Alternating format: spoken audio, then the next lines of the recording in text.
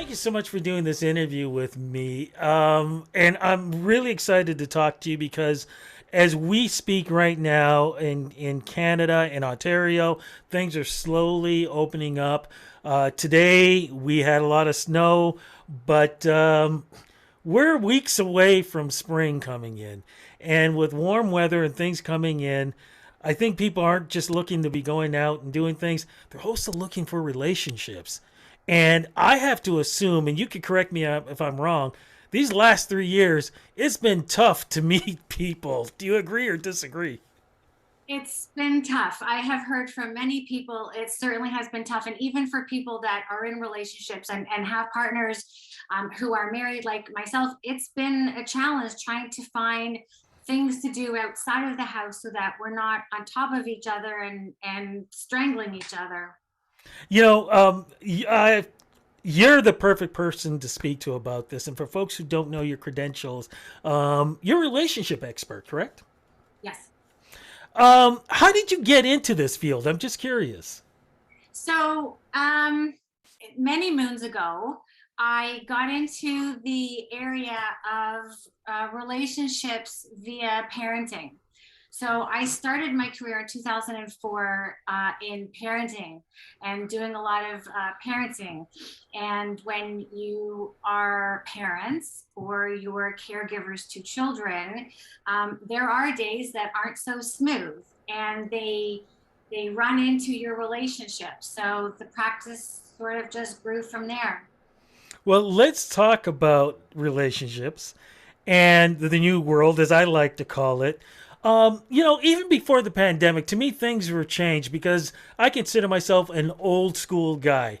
And meaning, of course, I was used to meeting people at places, being able to walk up to somebody and introducing myself and speaking with them. And if things worked out, you got a phone number written down on a piece of paper that you made sure you didn't lose. And you called on a telephone that you dialed and Yes. spoke to them on the phone. And, you would meet up, and that's how relationships moved along. Today, there's social media. And now, like I said, as we're dealing with COVID, people aren't sure who to meet because they don't know what's going on there. How do you see how this world has changed in trying to meet people? As you said, also, even trying to maintain what you have. Right. Yeah, you know what, it definitely is a brave new world. And quite honestly, I think, we needed it. People get into a rut, whether it's in relationships or looking for relationships. And so it's always good to mix things up. And I always tell people, if you want something different, do something different. So today in the day and age of like and swipe, it's really difficult to meet people. Wipe and swipe, or I like and love swipe, that. like and swipe, or wipe and swipe. So and I'm in my 50s, as so this is how we met people too. We wrote the phone number down on a piece of paper and we made sure that we didn't lose it. But now things are more difficult, and I think there are hundreds of silver linings that COVID has introduced to us.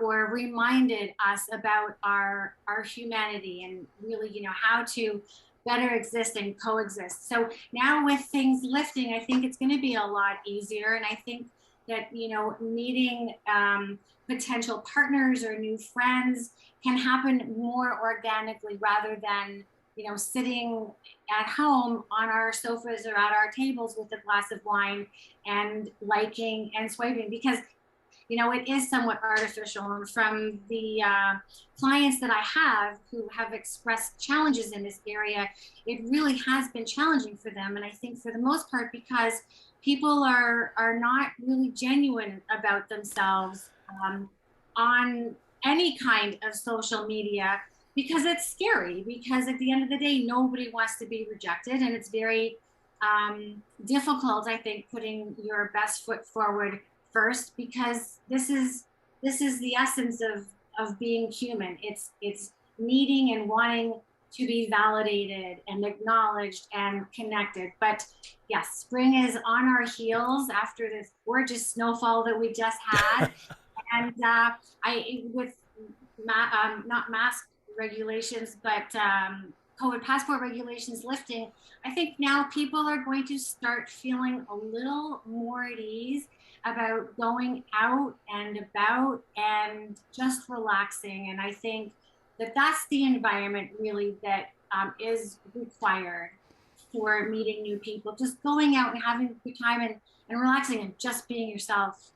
Okay, let's go because I want to break it down to two or three different parts, but let's talk about this part now then.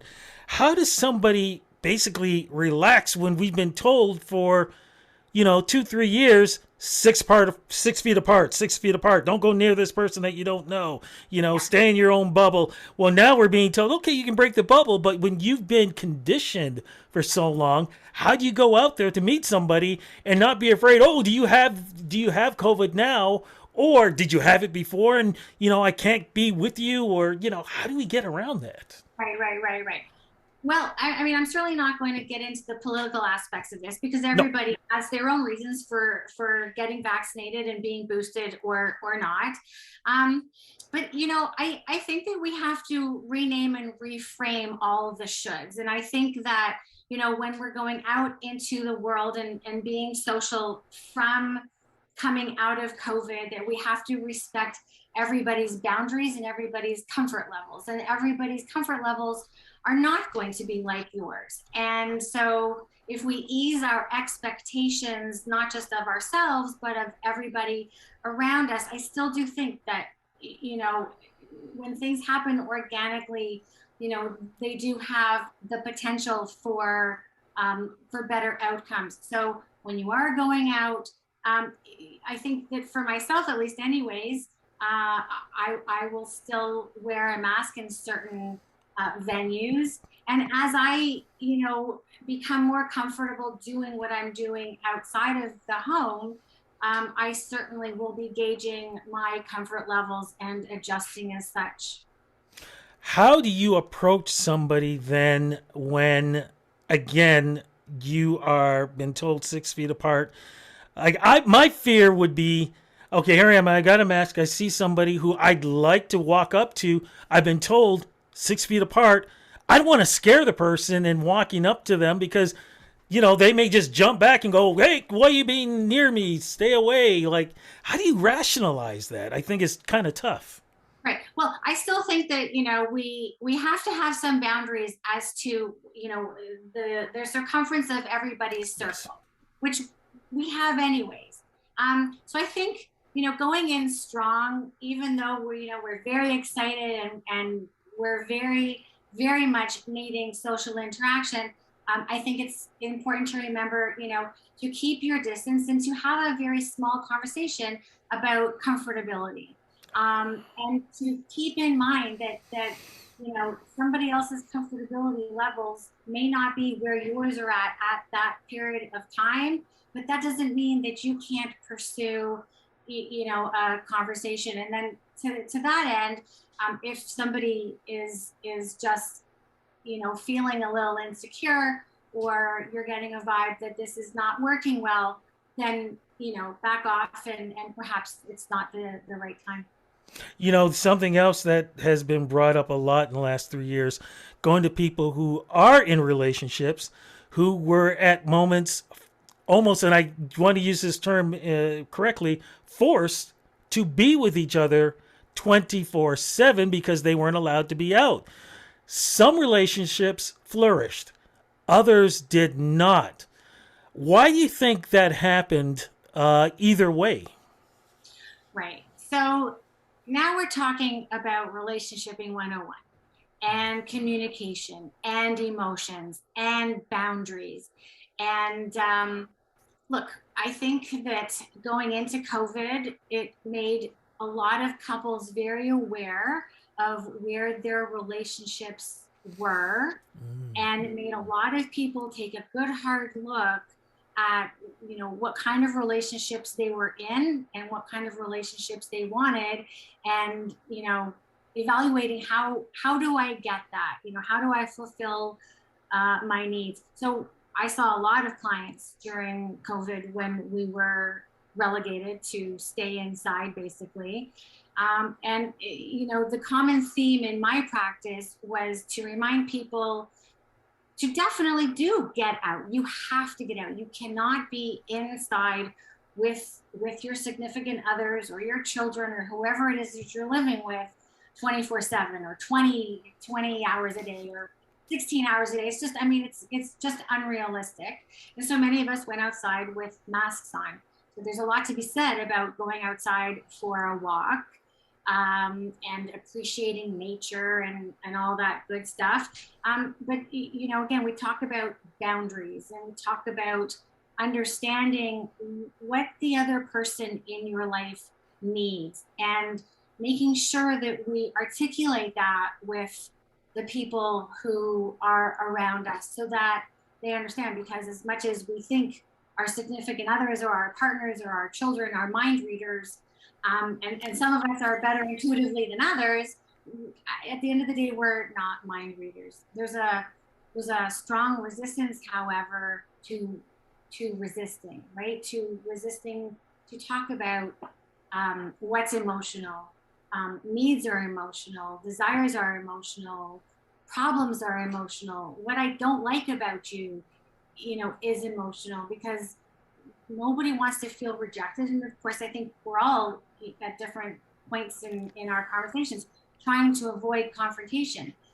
So it speaks to that aspect of communication. You know, how are we going in? Are we going in guns blazing, or are we going in, you know, with the mindset that I'm going to approach you, I'm going to validate and acknowledge how you are feeling, and I'm going to express to you how I feel, and not tell you how I'm feeling, and not tell you what I need. And so there's a lot to be said about, you know, how we communicate, and taking a step back and thinking and waiting and formulating what we're going to say so that our timing works for us and not against us. Wow. Wow. Amazing. Amazing advice. Let's take the other step now. The third one that I was thinking of is meeting people, but doing it cyber. A lot of people I know are meeting people through Facebook or Instagram or all these things. And what I've found, though, is people can be whoever they want to be on social media. Whether filters do it for them, or the stories that they tell, or so many other different things. How do you meet somebody on social media and knowing that you're meeting that person who says they are that person? Mm-hmm. I think, so again, I'm married, so I'm only getting the information I'm getting from clients or friends. But I think it's really important to understand that there's a honeymoon period, and that people are afraid of being rejected, and you may not be getting. So there's a tremendous amount of faith, I think, that goes into meeting people in a relatively unorganic manner, and that it ends up being very important that you take your time and really get to know somebody over a number of weeks. So I'm not just talking, you know, 2 weeks or 3 weeks, because nobody wants to waste their time. And you don't want to end up meeting somebody that you think was everything that you thought they were, only to find out that they're a very different personality with a very different dynamic once you meet them in person. And so talk to them on the phone a lot. Definitely FaceTime. Definitely Face. Anybody who doesn't want to FaceTime, that's probably a good enough red flag. And It's sorry. It's sorry to interrupt you because I think this is really important because I've watched Dr. Phil and I've seen so many of these where somebody's met somebody but they've never had a chance to. They always excuses about FaceTyping and things like that, and but they're always asking to send money and things like that. What do you consider red flags? You just mentioned one of them. Are there a list of red flags that we should look for? well, I think red flags also depend on the person, Mm, right? Um, we all have our boundaries. We all have our ethics. We all have our own values. And if you don't truly know what your ethics and values are, spend some time with yourself, getting to know yourself, so that you do know. But I think a lot of things are obvious, right? You know, when somebody asks for money, when somebody asks for a donation, when someone, you know, continually says this aspect of their phone is broken, or they don't have the time, It's like way back when we had phone booths and somebody would say, right? I just had someone tell me this story the other day. Somebody would say, oh, well, couldn't find a phone. Well, there's no such thing as not being able to find a phone now, and there certainly wasn't then either. A quarter maybe, but there are phones everywhere. So you want to be able to see what you're getting into live. So if it's not live, then you probably might not be getting the real deal. And listen, too, a lot of people are shy when it comes to doing something live, even what we're doing. So if someone initially says, I'm not ready, I don't know if I would necessarily jump to a conclusion, fast and furious that, oh, this person is not being real and they're not being authentic. I would still give it a little while, because there are a lot of people who are not sure of themselves. And of course, there's also that aspect of the COVID 20 or the COVID 30, that weight gain that many people have experienced that are trying to get rid of, right? Yes. So but I think everybody also needs to set boundaries for themselves. And if it starts to feel uncomfortable, if something doesn't feel right, I think our intuitions as human beings are pretty good. Start listening to those intuitions, and just be in tune. I love this. Lauren, this is great advice. Thank you so much for making time to speak with me. Before we go, is there any last words you want to say to the, if I can use the term, lovers out there who are hopefully either in a relationship and keeping it strong, or those who haven't met yet, but somehow, in some way, shape, or form, will? Any advice for them? I think the best advice I have is advice that I give to myself often. It's, if you want something different, do something different. If what you're doing isn't working, change it up. You can't keep doing the same thing all the time, expecting the same results. So get out, do something different, go somewhere new. And at least if you're going out and you're opening up, you're broadening your circumference of reality, if you will, and just do what brings you joy. I love it. Lauren, thank you so much for making time for me. And we definitely got to do this again. Thank you so much. Thanks, Rudy.